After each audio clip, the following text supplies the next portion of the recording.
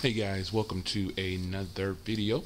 So you've ever been deciding on whether or not which phone you want to get? Do you want to get the Galaxy S3? Do you want to get the Galaxy Note 2?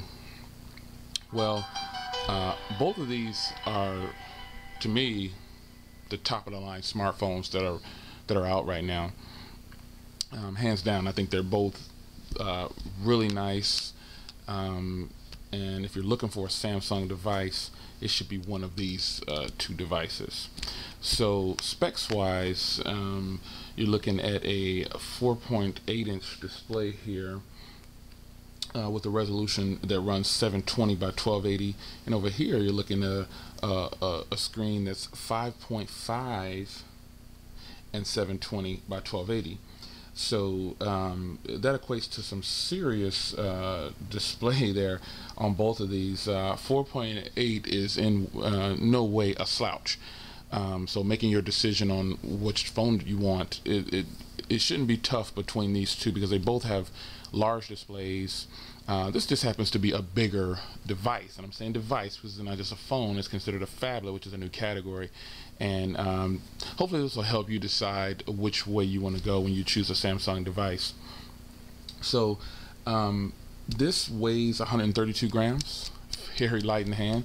This weighs 180 grams, but still, once you start using it, you can't even tell the difference. This is a 32 gig version, and it also comes in a 16. This is a 16, and this comes in a 32 and a 64, but the 32 and 64 are nowhere to be found.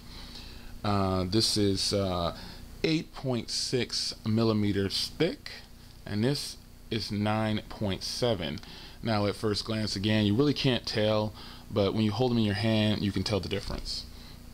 This packs a 2100 milliamp battery, and this packs a 3100 milliamp battery, and they both have about 12 days of standby, so that's not really an issue. On T-Mobile, this one is on the 42 megabit system, and this one is on the 42 megabit, and it also has the information embedded already for LTE. So this will be able to do LTE very soon once T-Mobile gets their network up and going. This has a dual core 1.5 gigahertz Qualcomm S4, and this has a 1.6 quad core. So you know, it's the speed difference. I can tell you it's not much difference, because the average day-to-day user techie is not a techie person, so they really won't be able to tell the difference. Again, this is 16 and this is 32, so in the 16 gigs, if this were a 16 gig right here, you'd have about 12 available to yourself, and this one comes with about 11 available out of the box. They both have Bluetooth, Wi-Fi, BGN. They both have 8 megapixel cameras. They both do 1080p on the back. This one does 720p on the front. Very, very, very nice camera. Very, very, very nice front-facing camera. And this one, I believe, does 720p. But either way, they're both still really nice cameras, and you will not be disappointed with them. So I'm going to power these on at the same time so you can see which one boots the fastest.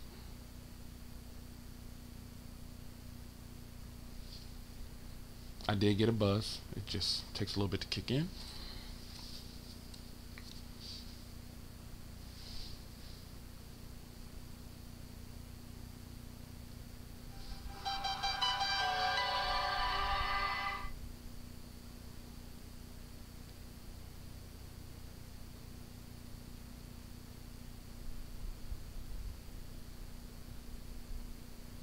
And they do have, both of them do have 2 gigs of RAM.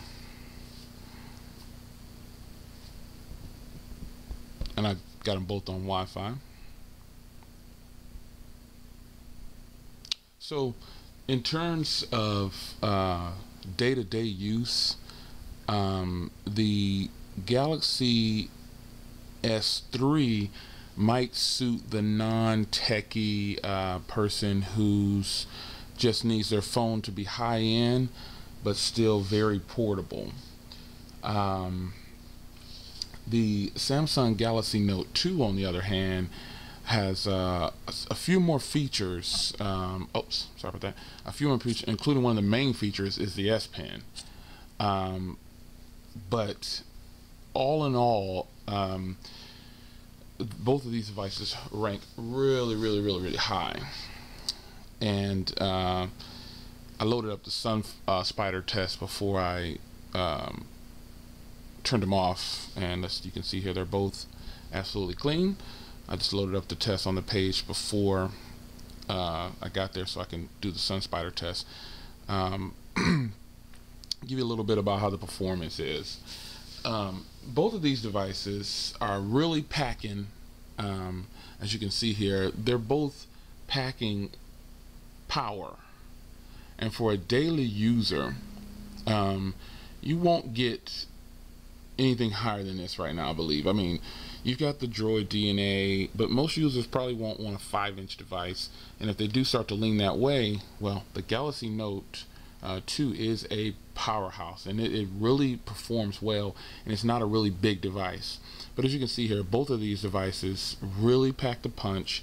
They're pretty much identical almost, except for the Note being a phablet, meaning you have tablet like functions with the S Pen, and granted you can write on the screen of the S3 and do little notepad things like that, but it just doesn't live up to where the Galaxy Note has the actual S Pen for those functions. So I'm running this test, but you know, again, a day-to-day user won't worry about a SunSpider JavaScript test.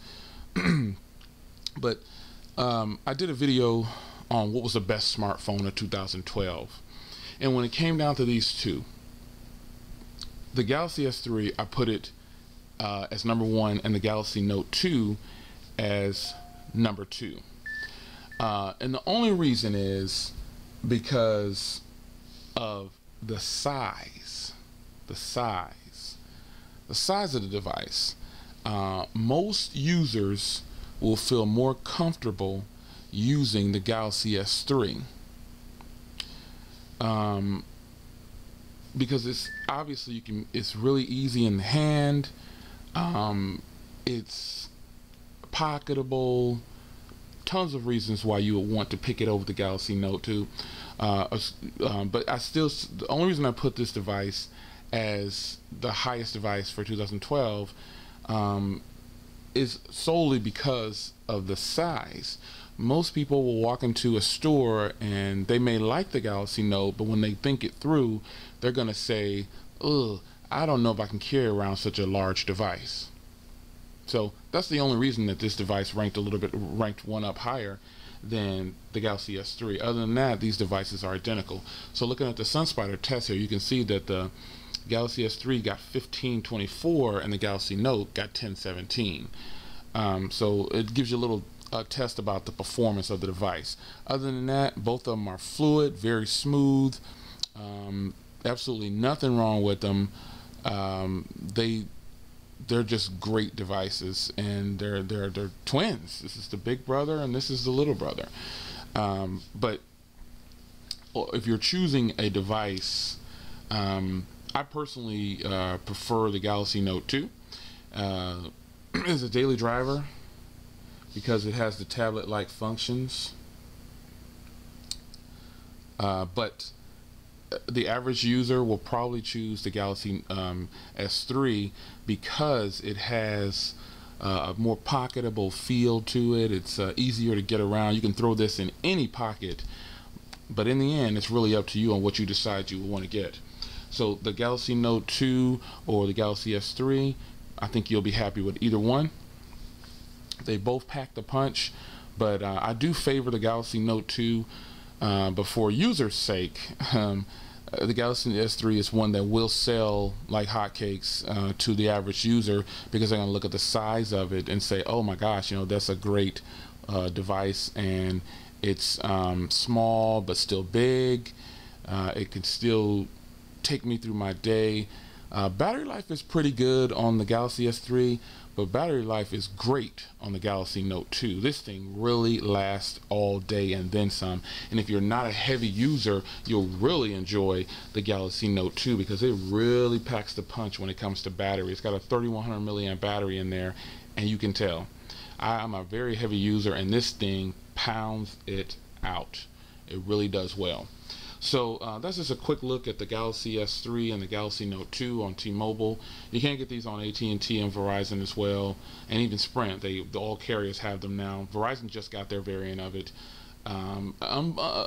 Amazingly, the CDMA versions have the full features of the Galaxy Note 2, and AT&T T-Mobile versions don't. The multi-view is what I'm speaking of, which is a great feature. I can't wait to get it. The screen record feature is not enabled on the T-Mobile version. Don't know why, but in the end, though, picking a device, most people would look at the size of these and probably automatically go with the Galaxy S3.